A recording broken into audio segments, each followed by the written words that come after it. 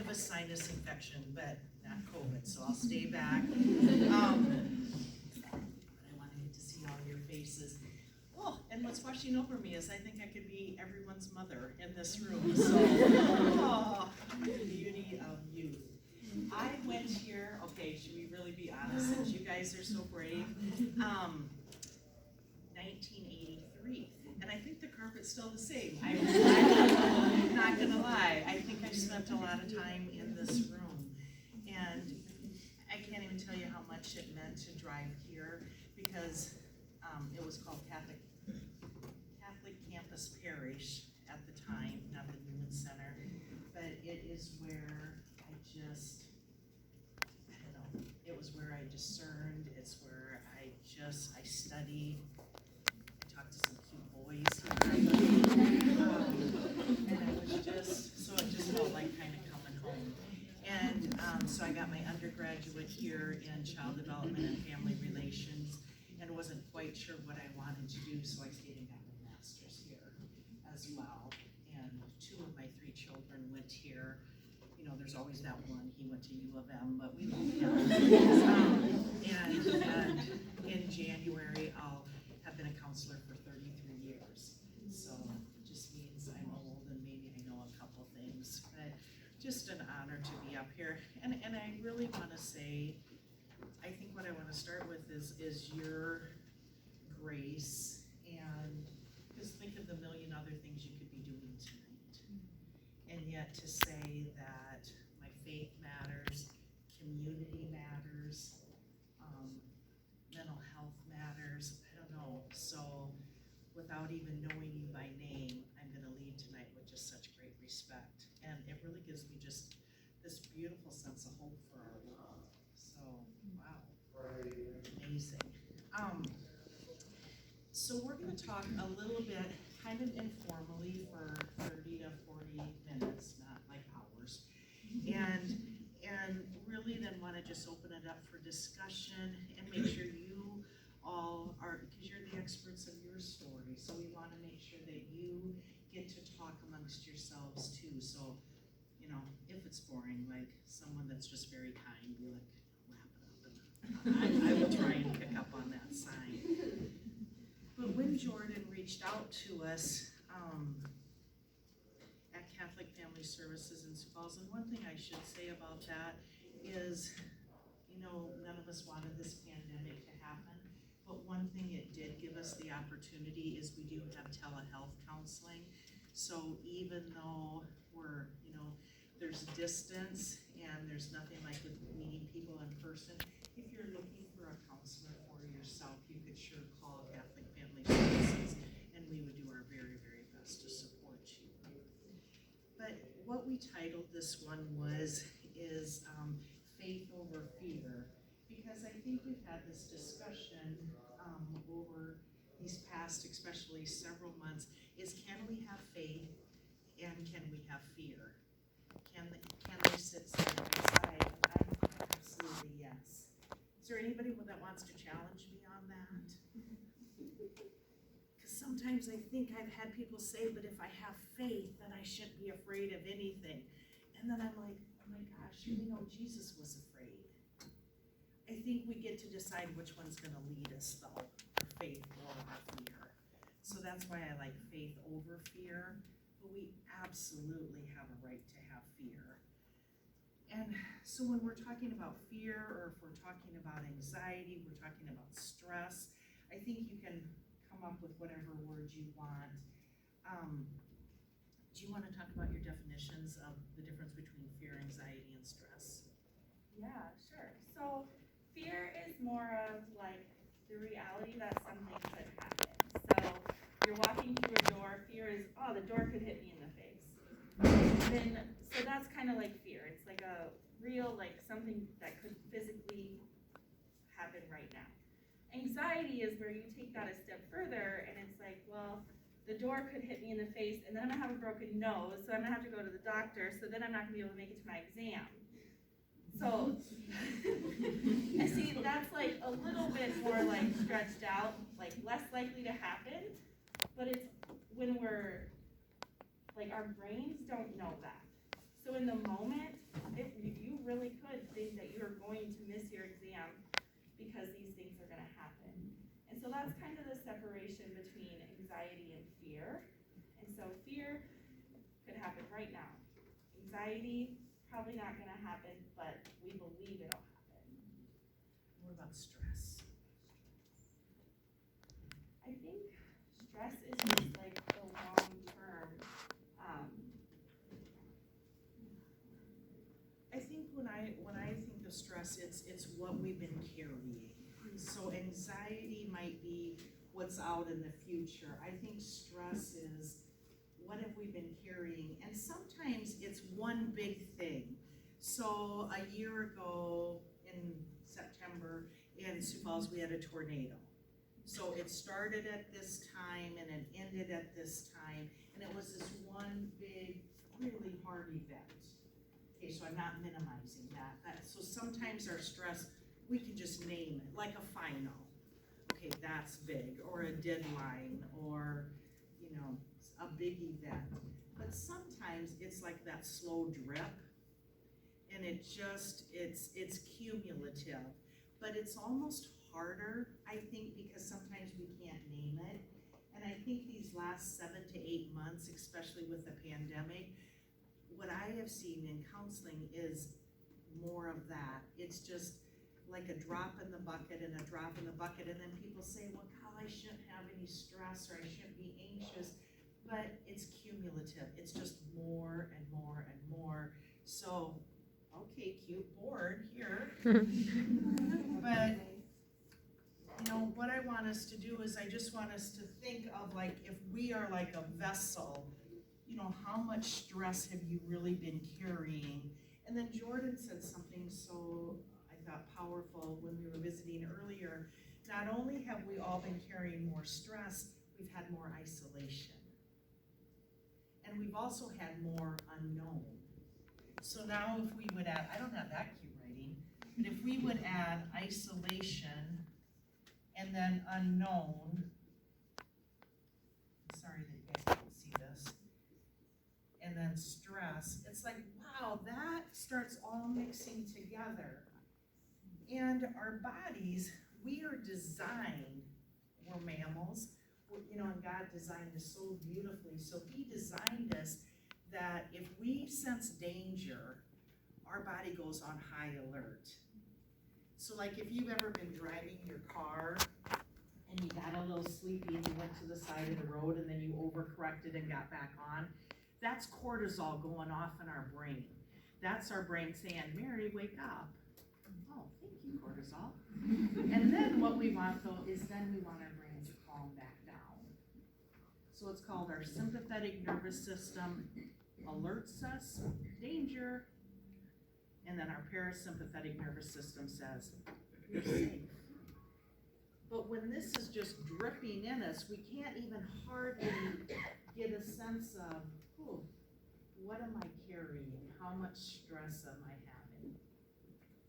And so when we're using our wisest part of our brain, our frontal cortex, that's when we have good judgment and good wisdom. But the more stress we're carrying, we're operating more on our brain stem. So if you've ever noticed like you've been more irritable, more tired,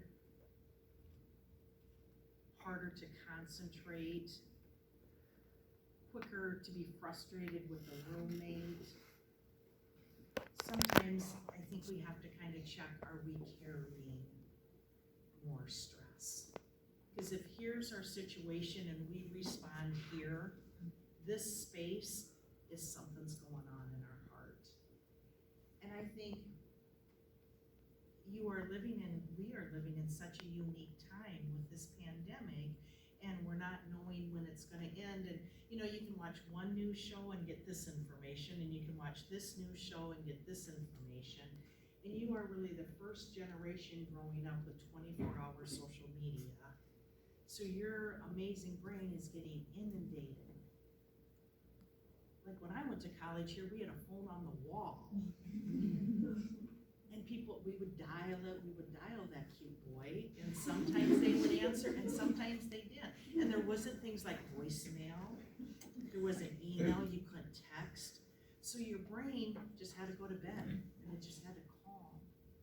But now people can get a hold of you 24 hours a day. So then what happens is we're carrying this, and it never kind of has a chance to just reset. So Jordan was very kind and just put on your table just some paper, and some have pens. If you want to do this, but again, you're not in class, so you don't have to.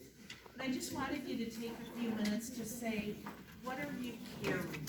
And I want you to name some of those stressors. Is it homework? Is it class schedule? Is it test? Is it a relationship? Is it a home issue? And then if you want, you could even make a cuter vessel than mine, because you can do whatever design you want. And how full is it? Like, are you about half full? Is your stress pretty high? And then just write.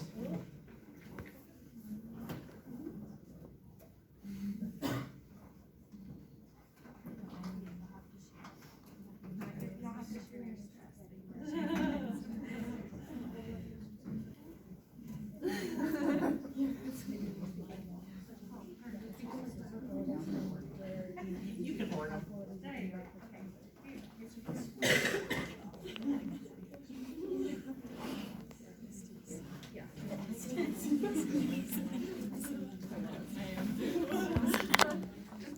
There's some that people Yeah, just make a concept.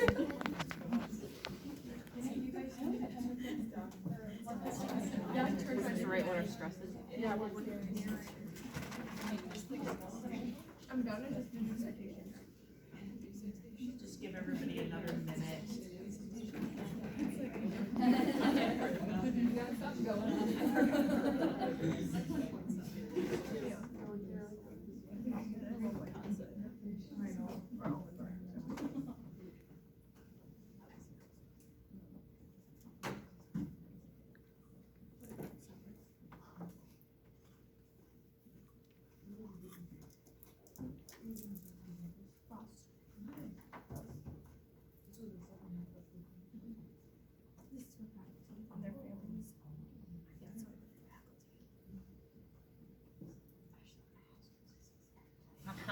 How we going?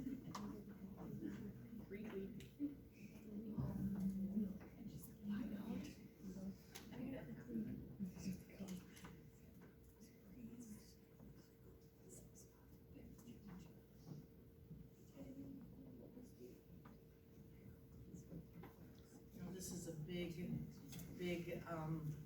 vulnerability moment, but would anybody want to share some of their stressors?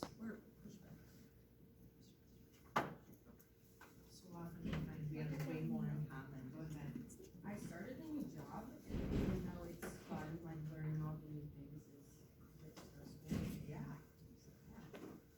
That is big. That is a change, and I like that you said that, because even something exciting can be stressful, because it's new and it's different. Really good. Anybody else? Lack of time. Yeah. Not enough hours in the day to get everything done. And yet you make time tonight, that's cool. But are you thinking, oh, I have all these things I need to be doing? Yeah. Not enough time. What else? What else are we carrying? The fear of like giving someone COVID or getting COVID, like what are your actions affect other people? Yeah. Just the unknown of all of that. That's exhausting, isn't it? And that everybody has just such different perceptions of it. I mean, it's across the board.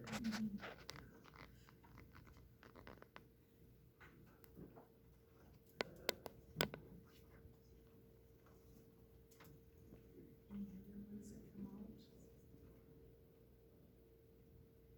This kind of goes like hand in hand with like lack of time, but like all the commitments. Yeah. Trying to like be committed to those commitments. And then deciding when it's more prudent to just take some time on yourself. Learning that gift of saying no.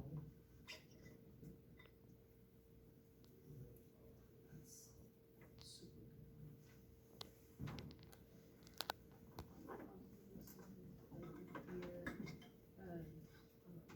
Making a mistake or that you're doing the wrong thing. And just, I don't know if you guys do anything, just uncertain, it's just like, sometimes just when you figure it's not what you're supposed to do. So fear of not doing something right or a mistake, so that can almost paralyze us a little bit.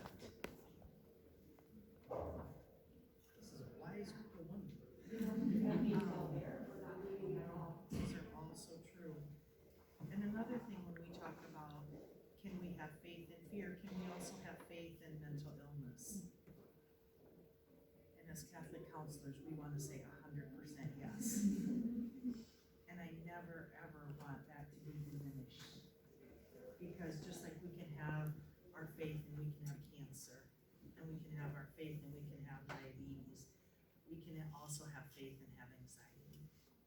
And we can have faith and have depression. So they do coincide. It does not mean that we don't have enough faith. And I just loved that you took time to just say, what am I carrying? And then, so when I see people in counseling, I'll say, how big is that? Show me. Sometimes I give them pillows or I'll give them bricks, like, oh, and they'll say, I need more. I've been carrying that for so long. And I can feel very alone. So I want to talk about, I have so much I want to talk about, because God, I'm just so inspired here. But one thing, and I think this isn't a coincidence, so I need to bring it up. So we met with our bishop today, and we did a retreat, and he had us read this book called Interior Freedom by Jacques Philippe. It's such a good read, such a good read. The concept is, I had to read it slow because there's a lot to digest, so I'm like a couple pages at a time. But the concept is, sometimes we're looking for external freedom. You know, if I can get everything done, if I get great grades, if I have all these certainties in the world. And what our bishop really talked about is when we can shift and have internal freedom where our eyes are on God, not on the world. And so he just did such beautiful imagery of, he talked about like riding the waves, and that we're gonna have waves in life of some things that are really good and really hard, or like Peter in the boat when he took his eyes off Jesus and it started to get rocky. But interior freedom is saying, I will do whatever I can in the process, but I do not get to decide the end result. So like your beautiful, it made me think of that with your beautiful comment about COVID. None of us know when it's gonna be over, you know, when the vaccine is coming. So all we can do is, what part can we control? What part of the process? And then, and our bishop talked about, you know, riding the waves of interior freedom. And I loved this, and I try and do this every single day, make sure I look up, just for that metaphor of God's got this. He has it all planned out. He just wants us to do our part. And when we start to feel the waters are really, really shaky, remember to pause and look up. Because the higher our stress, sometimes the more disconnect we are from God. And that's why I'm looking at this room full of women saying, in these busy, busy schedules with so many committees, new jobs, deadlines, you took an hour to pause. I think if you all could teach the world that. honest with you, that, what you're doing right now is you're defining interior. It's releasing it to you. So I wanna talk about some solutions. So as you name your stress, and you know what, if you can't name it, just sit and listen to your body, because your body will tell you. Your body will tell you if you're carrying stress. Sometimes it's our shoulders, or we're getting headaches, we get digestive issues, but our body will always tell you, but sometimes we forget to listen to it. So when we're talking about solutions with our faith over fear, the first one is self-regulation. And really what this means is we have to stop clenching, because our body goes on high alert, and without even knowing it, we're just tense. And that sounds so oversimplified, but over and over and over throughout the day, I'd love for you to just exhale. Because we can't be in a state of stress, fear, and anxiety in a relaxed body. They can't sit side by side. So if you are relaxed, and sometimes that's just through a prayer, sometimes it's not. Stress has nowhere to go except to go down. So that's why any meditations you do, any breathing, it's the number one thing to lower your stress, and it's the thing that we forget to do the most.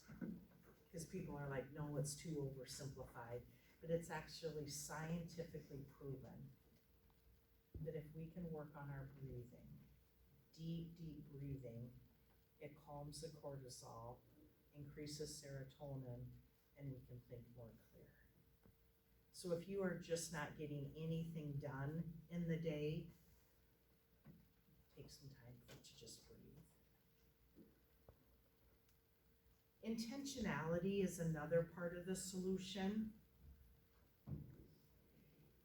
And sometimes we can get into this habit that we think nothing will ever change. And we try and be in control for things outside our power. And that one just never works. Intentionality is saying, here are my values, and am I living into my values? So that's something else I just want you to write on your card. What are 3 to 5 of your values? So like if friendship is important to you, if prayer, if kindness, if responsibility, respectful, honesty, community,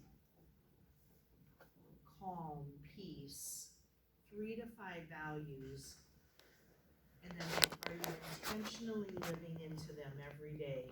Because the world is gonna say success means get it all done, do all this, but if we're regulating and living into our values, our stress is gonna go down. Does anybody wanna share what one of their values are?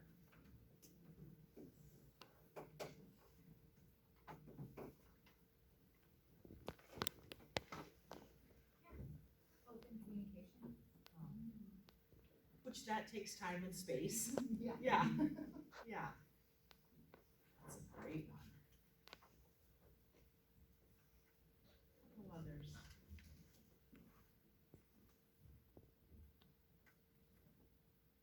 Compassion.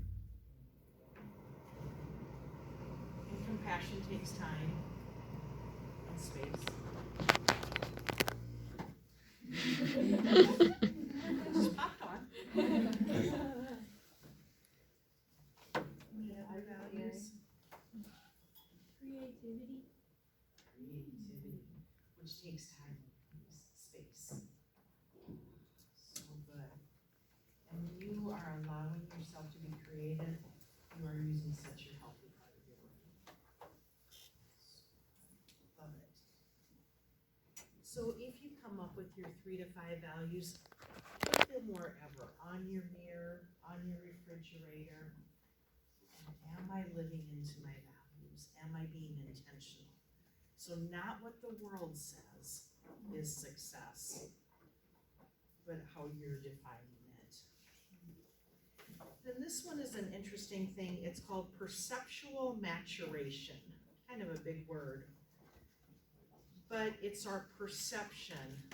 So even asking yourself, am I in danger right now?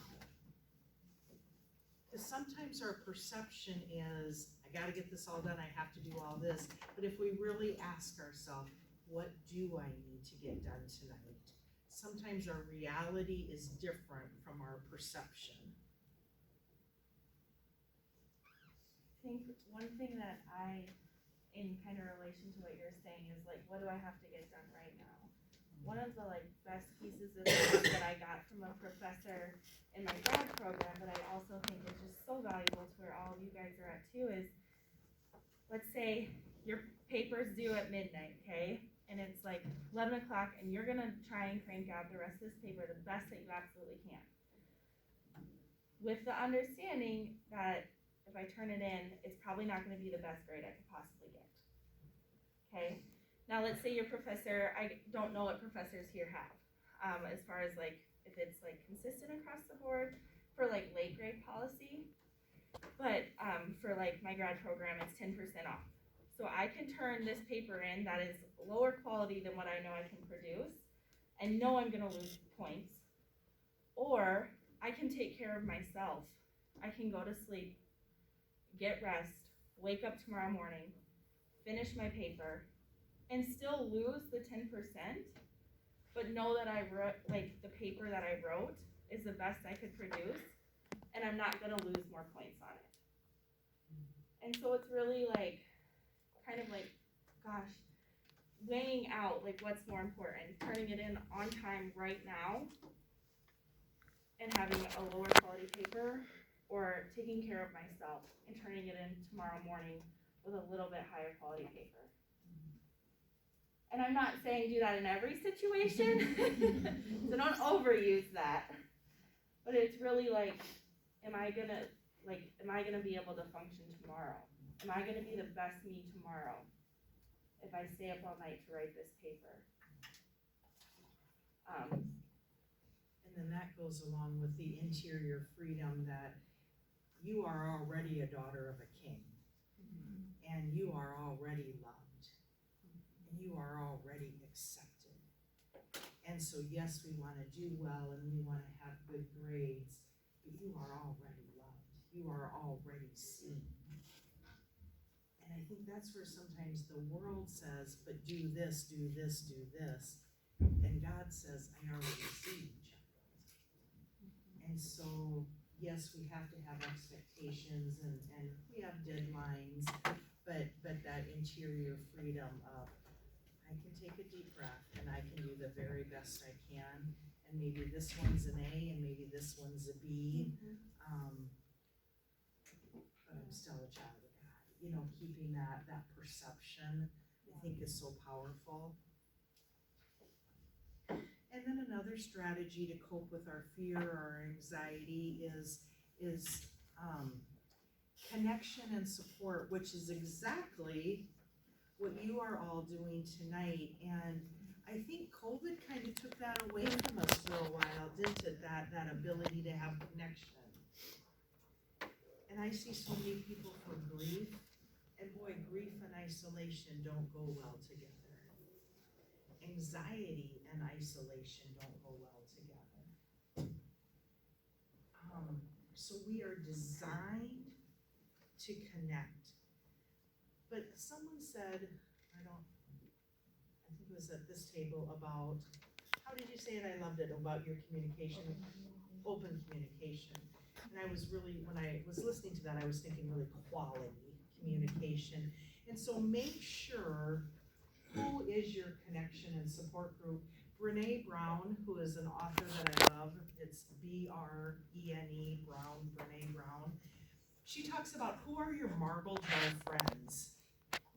And those are your 3 to 5 people that if I gave you marbles, you would say, I'm gonna give one to you, and you, and you, because you are my people. And sometimes we have to take them back, because we find, oh, really, they weren't our people. We thought they were, but maybe because they have stuff going on that they're not anymore. But who are your people that kind of lift you up? And know who those people are. And so you know what I did after I did that training? I went and asked my dearest friends, I said, will you be a marble jar friend? And they're like, okay, crazy lady, what does that mean? And that means that you will speak truth to me when I need truth to be spoken to me. That means that you will pray with me. That means I can come to you when it's hard. That means that we will laugh and we will lift each other up. And then the last thing it meant to us was, I will never say something about you that I won't say to your face. And if you accept that, then I gave them a marble. And they're like, okay, lady. But you know what? They were friends that I met at SDSU. We're all married, we all have children, and at any moment, if one of us is going through something big, we drop whatever we're doing and we join together. Wow. It's just such a gift. So who are your marble jar friends? Because we need to have people that we feel connected to. Then, self-care, which I think this is such an interesting one because especially at college when it's so busy and there's so much to do. And I think self-care gets like a bad reputation, almost like a Kardashian reputation, like it's this big luxury kind of thing. And when I'm thinking of self-care, because it's way old, is like when Jesus said, I'm gonna go and pray. Ideally, disciples, if you could stay awake, that'd be awesome. But I'm just gonna go pray. I need space. Or space to be creative. Or I think, that I'm gonna put the homework away because I need rest. And I need nurturance, and it doesn't only come in the form of coffee, with sugar, that are we feeding our body? Are we feeding our soul? Are we having times where this is such an impressive group,